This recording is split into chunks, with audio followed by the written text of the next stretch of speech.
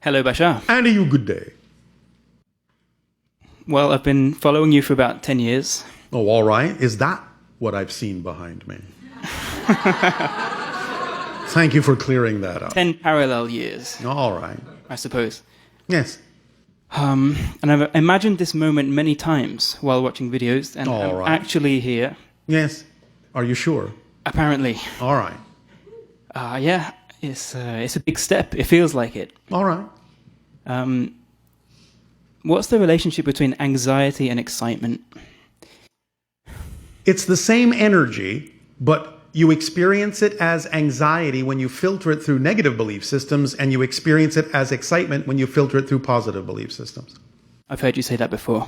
All right. Well, then, did that not explain it enough? I guess it hasn't sunk in. Oh, all right. You are a 100% energy. You experience your energy in a variety of ways depending upon what kinds of definitions and belief systems you're filtering it through. It's as simple as that. It's just a different frequency of your energy expressed through a particular belief structure. Like a prism, yes? You focus light through it, you get a spectrum. Depending on the shape of that prism determines what the spectrum looks like. So it's a similar idea. It's that same white light energy, but that spectrum is going to break down in different ways depending upon the clarity of the prism, the shape of the prism, the material of the prism, so on and so forth, which is representative of the idea of the nature and structure of the belief system, positive, negative, so on and so forth. Does that make more sense? It does. It helps. All right. Thank you. The belief system, the idea of it is really fascinating. Yes, it is. And very freeing when you understand it. So everything we see and experience physically Yes, comes from the filter of the belief system. it does. So that means the belief system is not physical. No, not really. So it's non-physical. Yes, but it acts as a translation device, taking the non-physical energy of your higher mind and translating it into an experience that you call physical reality. But it's not actually physical in the way that most people on your planet mean that. Can you ever see a version of the belief system? I've just realized we are looking at it all the time. Of course. Yeah. Physical reality, because it isn't real, is nothing but a reflective mirror. So you are seeing it all the time. That's how physical reality acts as a guiding mechanism, because you're seeing the reflection of your belief. Certain teachers have talked about going outside of their belief system. Yes, well, of course. And then what do you see? If there's nothing to filter your experience. Well, as long as you experience the idea in any way, shape, or form of physical reality, you're still viewing it through a belief system in the artificial personality construct. Going beyond belief systems in the way that you mean it, in the way that it's experienced as a physical personality, means you're in spirit, you're dead. Right. And therefore you're experiencing things in a very different way. Not exactly through the same kind of system. It's different. I imagine. But I can't really imagine. No. That's the other thing about the imagination. I've noticed it has limits. Well, it's designed to, because again, the physical personality is designed to keep you focused in the physical reality theme that you chose to explore.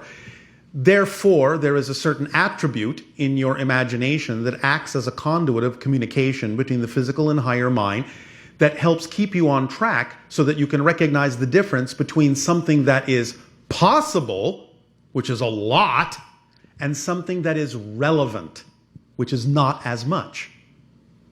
Yes? Yes. So you can use the imagination that is boundless to inspire what you're capable of doing within the bounds of your physical experience. They can work together. But there is a difference between the idea of anything is possible, but not everything is relevant or probable.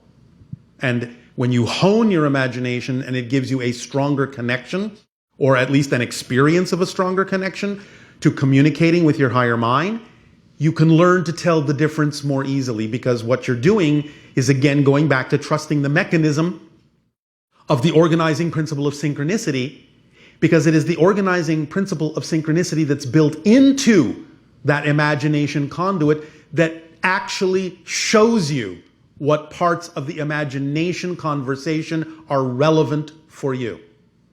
It won't bring you anything else.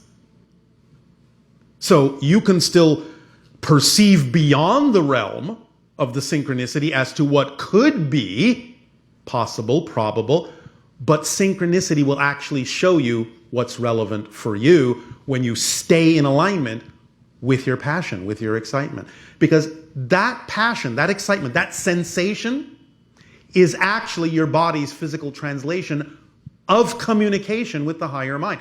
That's how communication from the higher mind translates into your physical reality, as that sensation. That's what lets you know, this is you, this is you, this is you, this is me, this is me, this is me. Follow that sensation, and you will always be in alignment with your higher mind. And the organizing principle that's built in to the kit, synchronicity, will show you in no uncertain terms what you need to do first, what you need to do second, third, fourth, fifth, all the way down the line. Yes? Yeah. Is this helping? Yes. All right. And? I remember you mentioned a group agreed to meet your ship. Yes, we have done that 3 times. We will do it no more at this time. Because as soon as it began to appear, They ran. they ran. Yes, in fear. So something that was in their imagination to begin with, that was exciting, Yes. as soon as it started manifesting, They took that energy and filtered it through the negative belief systems that were out of alignment, why? that they were unaware of. You Right. see, that's the thing. When you come into contact with beings that operate on a higher frequency than you do, it can, in a sense, entrain you to start to integrate, which means you might not be ready to integrate things that are in your unconscious mind yet because you're unaware of them. But having had that experience, it makes you aware that you're holding on to negative belief systems, and therefore it isn't wasted as an experience, because now you can go away from the experience and say, oh, why was I afraid? What was I afraid of? What's coming up within me that I now can deal with and let go of? Right, which is probably exactly what I'm about to do as soon as I leave. What are you going to do? Well, look up where any anxiety was coming from. All right. Yeah. Yes, well, it's simple. Really, in a sense, there are multiple ways to approach it. We have offered a couple of different kinds of ways of asking questions of the self that can be of assistance. For example, what would I have to believe is true about myself in order to feel the way I do? And conversely, if I did in fact act on my highest excitement and let myself do that, what am I most terrified might happen? Honest answers to those questions can put you directly in touch with what the negative belief systems are that are creating the anxiety that you feel. Because remember, there's no such thing as an emotion in a vacuum. You can't feel anything until you have a definition first. So you can use the emotion, you can use the fear, use the anxiety to ask those questions. What must I believe is true about myself in this circumstance in order for the belief to be generating this emotional response? You cannot have it any other way. You can always trace the emotion back to the belief and the definition that you're buying into. The belief in the definition generates the emotion, generates the thoughts, generates the behavior. You can trace all of them back to the definition. The definition is the blueprint of the house. So if your blueprint is off kilter, meaning full of negative beliefs, your house cannot stand strong. But if you find out where the blueprint needs to be corrected and correct it, bring it back into alignment, then building from that blueprint will make your house stand strong. Simple as that. Always begins with the definitional belief that you've bought into, sometimes even unconsciously. Asking the question can bring it into your conscious awareness. And as soon as you truly truly, clearly, precisely identify a negative belief that's out of alignment with your true frequency, it will appear to make no sense to hold on to it. It will seem completely illogical. And as soon as it actually makes no sense, it's gone.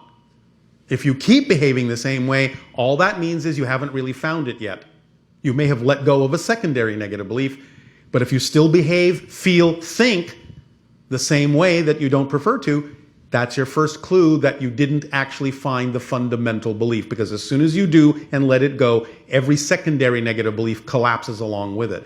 But negative beliefs, like positive beliefs, are designed to reinforce themselves. Otherwise, you couldn't have a physical experience if they didn't.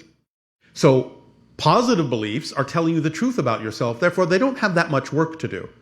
Negative beliefs are lying to you about yourself. Therefore, they have to work hard to convince you it's true. And they will use every trick at their disposal to do so, including the use of fear to prevent you from letting them go. Because you're too afraid to dig down and find out what they are.